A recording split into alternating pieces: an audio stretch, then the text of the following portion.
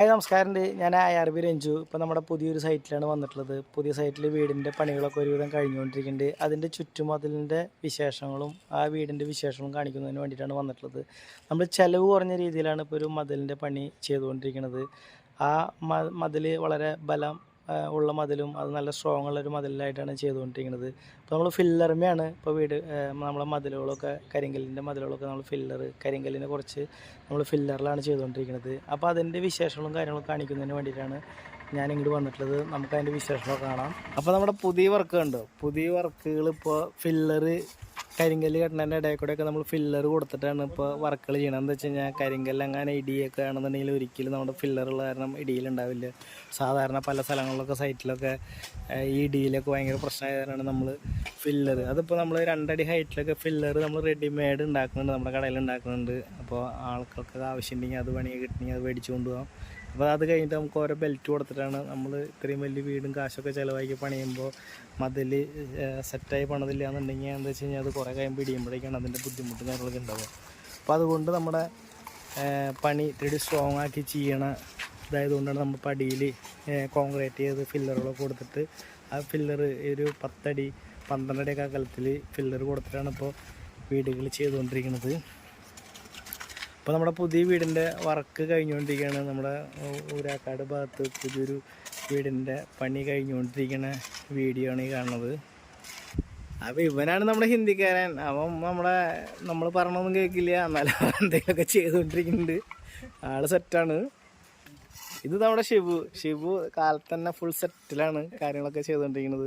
അപ്പോൾ നമ്മുടെ ഷിബു ആണ് ശരിക്കും ഇതിലത്തെ മെയ്സൻ. ഇപ്പോൾ ഈ ഹിന്ദിക്കാരനൊപ്പം നിന്നിട്ട് ഇപ്പോൾ എന്താ ഉണ്ടായെന്ന് വെച്ച് കഴിഞ്ഞാൽ ഇപ്പോൾ ഹിന്ദിക്കാരൻ മെയ്സനാവും ചെയ്തു, ഷിബു ഇപ്പോഴത്തെ ഹെൽപ്പറാവും ചെയ്തു. അപ്പോൾ ആ നിലയ്ക്കാണ് ഹിന്ദിക്കാരന്മാരുടെ നമ്മളിവിടുത്തെ ഭരണങ്ങളാണ്. ഇപ്പോൾ ആളാണ് നമ്മളതിനെ ഭരിച്ചുകൊണ്ടിരിക്കുന്നത്.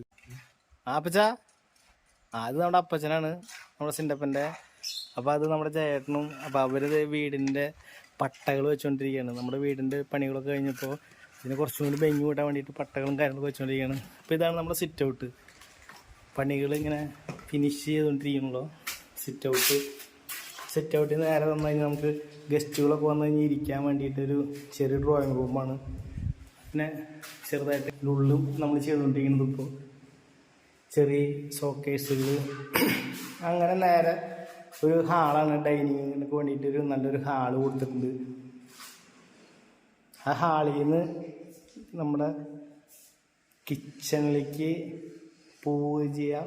അതുപോലെ തന്നെ നമ്മുടെ ഒരു വാഷ് ബേസിൻ, ഡൈനിങ്ങിലൊക്കെ ഭക്ഷണം കഴിച്ച് കഴിഞ്ഞാൽ കഴുകാൻ വേണ്ടിയിട്ടുള്ള വാഷ് ബേസിൻ. അതേപോലെ നേരെ ഒരു ബെഡ്റൂമിലേക്ക്, ഇതൊരു ബെഡ്റൂമാണ്. അപ്പോൾ ആ ബെഡ്റൂമിൻ്റെ വാർഡ്റൂമാണ് ചെയ്തിട്ടുള്ളത്. ഗ്ലാസ്സൊക്കെ ഇട്ട് അതുപോലെ തന്നെ ആ ബെഡ്റൂമിനോട് ചേർന്നിട്ട് തന്നെ ഒരു ബാത്റൂം.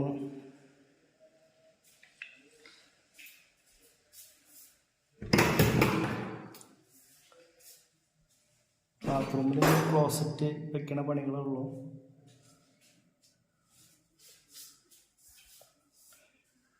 അങ്ങനെ വീണ്ടും നമ്മൾ ഹാളിലേക്ക് എത്തി. അപ്പോൾ ഹാളിൽ നിന്നാണ് അപ്പുറത്തെ സൈഡ് 2 ബെഡ്റൂമാണ് കൊടുത്തിട്ടുള്ളത്. ഇതൊരു ബെഡ്റൂമാണ്, ഇതൊരു 10x10 ബെഡ്റൂമാണ്. അപ്പോൾ അത് ആദ്യത്തെ ബെഡ്റൂമിൻ്റെ ബാത്റൂം, അറ്റാച്ച്ഡ് ബാത്റൂം.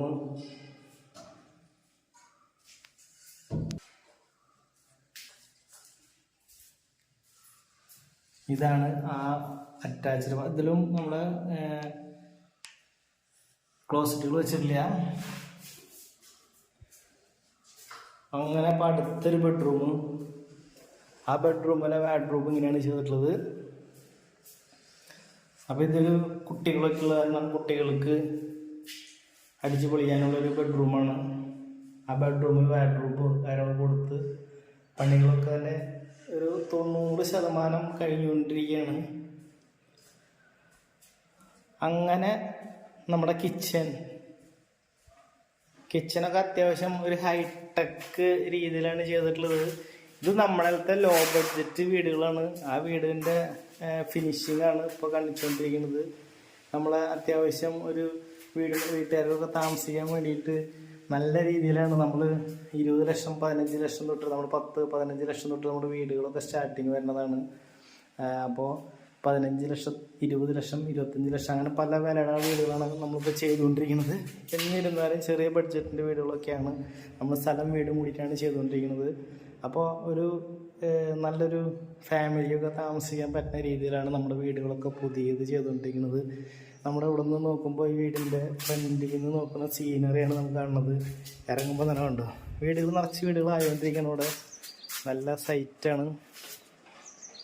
നമ്മുടെ വീടിൻ്റെ സിറ്റ് ഔട്ടിൽ നിന്ന് നോക്കുമ്പോൾ കാണാമെന്നുള്ളൊരു ഊട്ടി അതേപോലെ കൊടൈക്കനാലൊക്കെ പോയി നിന്ന് കാണാനുള്ള ഒരു രസമായ ഏരിയകളാണ് നമ്മുടെ നേരെ മുന്നിൽ. വീടിൻ്റെ വാതിൽ തുറന്ന് നോക്കുമ്പോൾ കാണുമ്പോൾ നമുക്ക് എപ്പോഴും ഒരു പോസിറ്റീവ് കിട്ടുന്ന രീതിയിലുള്ള വീടുകളാണ്.